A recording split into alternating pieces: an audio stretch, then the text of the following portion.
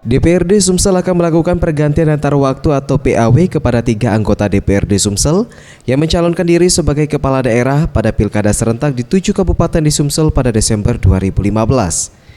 Menurut Giri Ramandakimas, Ketua DPRD Sumsel, yang ditemui Sabtu 24 Oktober 2015 mengatakan, ketiga nama tersebut adalah Edward Jaya, Wahab Nawawi, dan Muhendi Mahzareki.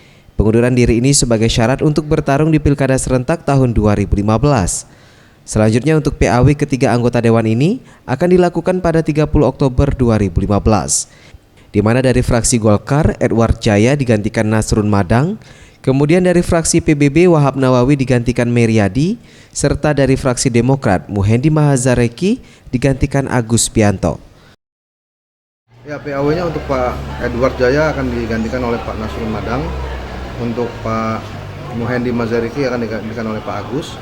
Untuk Pak Wahab Nawawi akan digantikan oleh Pak Meriadi. Farel Dwi Satria, Sriwijaya TV.